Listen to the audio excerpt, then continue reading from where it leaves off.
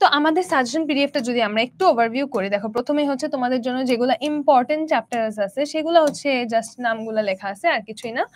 তারপরে আছে হচ্ছে আমাদের মেইনলি তোমাদের সাজেশন পিডিএফটা যে কাজে লাগবে আমি বলি যে 1 নাম্বার কথা হচ্ছে যে পরীক্ষার আগে আমাদের কিন্তু অনেক সময় এমন হয় যে সবকিছু হচ্ছে ভালোভাবে গুরুত্ব দিয়ে পড়ার মতো টাইম থাকে না, তাই না? তো তোমাদের সেই পড়ার টাইমটা বাঁচায় দেওয়ার জন্য যে সবকিছু একদম সুন্দর করে এখানে সাম আপ করে দেওয়া আছে। হ্যাঁ, একটা মনে করো যে তোমাদের জন্য একটা সারাংশ বা ওইটারই ছোট করে দেওয়া আছে যে আমাদের মেইন যে পড়াটা সেটারই একটা, সেটাকেই সংক্ষিপ্ত রূপে তোমাদের জন্য এখানে দেওয়া আছে। এবং আরেকটা ইম্পর্টেন্ট অ্যাসপেক্ট যেটা হচ্ছে আমাদের প্রয়োজন হয় পরীক্ষার আগে, যে আমরা তোমাদের ক্লাসের মধ্যে সবই বুঝাই দিচ্ছি, তাই না? সবগুলা লাইন, সবগুলা শব্দ ব্যাখ্যা করে বুঝাই দিচ্ছি, কিন্তু প্রথমত সেগুলো তো আমরা মুখে বলছি, তোমাদের কাছে সেটা কোনো রিটেন ভার্সন থাকতেছে না যেটা দেখে তোমরা রিভিশন দিতে পারবা। এক্সামের আগে তো সবগুলা ক্লাস করা সম্ভব না।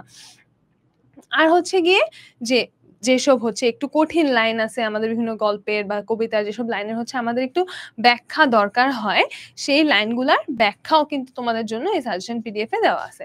তো দেখো যে এখানে আমরা যদি দেখি যে প্রথমে আমাদের প্রত্যুপকার গল্পটা আমরা দেখতে পাইতেছি।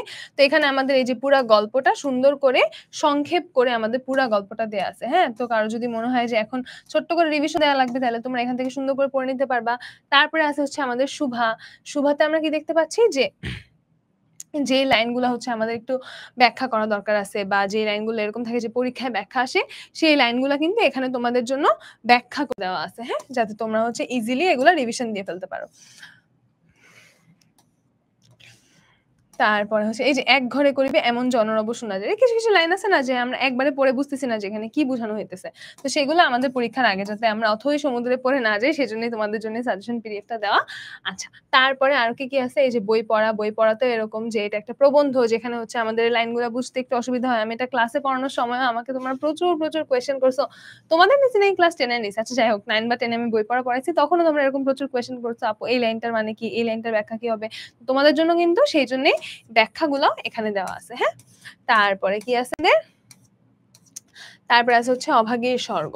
তো এই যে যতগুলো ইম্পর্টেন্ট লাইনস আছে, ইম্পর্টেন্ট লাইনস গুলো কিন্তু সব তোমাদের জন্য এখানে ব্যাখ্যা করে দেওয়া আছে, তোমাদের রিভিশন দেওয়াটা যাতে একদম পানির মতো সহজ হয়ে যায় এবং সময়টাও যাতে কম লাগে। তারপরে আমাটির ভেপো, তারপরে হচ্ছে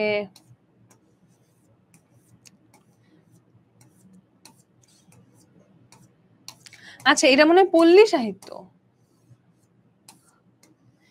এটা এখানে মনে হয় টাইটেলটা ভুল দেওয়া আছে, এখানে টাইটেলটা ভুল দেওয়া আছে, এটা আমি দাগায় রাখি, এটা ঠিক করতে হবে।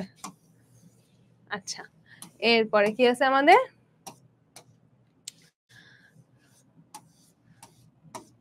মানুষ মোহাম্মদ সাল্লাল্লাহু আলাইহি ওয়াসাল্লাম, এই যে ইম্পর্টেন্ট লাইনগুলো ব্যাখ্যা করে দেওয়া আছে যাতে তোমাদের সৃজনশীল আনসার করার জন্য, অনুধাবনমূলক প্রশ্ন আনসার করার জন্য ইজি হয়।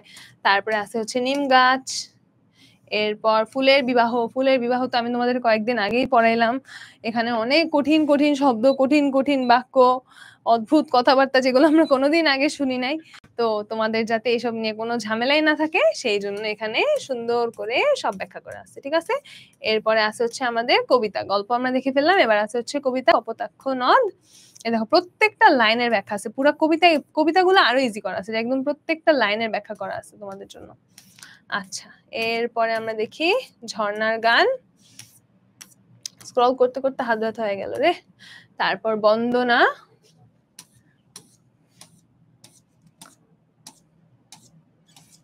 শেষ, ফার্স্ট পেপার সাজেশন পিডিএফ দেখা শেষ। এরপরে কি আছে আমাদের?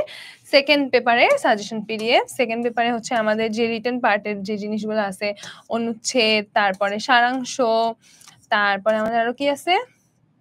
সারমর্ম, ভাব সম্প্রসারণ, পত্র, প্রবন্ধ রচনা, সবকিছুই কিন্তু তোমাদের এখানে একদম সুন্দর করে সাজেশন দেওয়া আছে, যেটা ফলো করে তোমরা পড়ে একদম অল্প সময় সুন্দর করে তোমাদের এক্সামের প্রিপারেশনটা নিয়ে ফেলতে পারবা। এবং দেখো এখানে কিন্তু খুবই ইম্পর্টেন্ট একটা কথা লেখা আছে, কি বলছে? অবশ্যই বইয়ের সিলেবাস নির্ধারিত নির্মিত অংশ গুরুত্ব সহকারে আগে ভালো মতো পড়বে। তো ফার্স্ট অফ অল তোমাদের অনেকে স্কুলে হচ্ছে স্পেসিফিক করে সিলেবাস দিয়ে দিছে যে তোমাদের এগুলো এগুলো এগুলাই আসবে। তো তোমাদের যদি সিলেবাস দেওয়া আছে তাদের তো কোনো ঝামেলাই নেই, তাই না? তারা হচ্ছে একদম সুন্দর করে সিলেবাসে যা আছে সেগুলো পড়ে ফেলবা।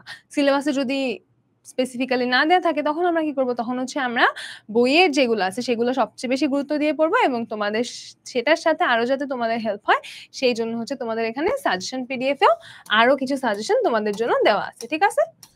ওকে।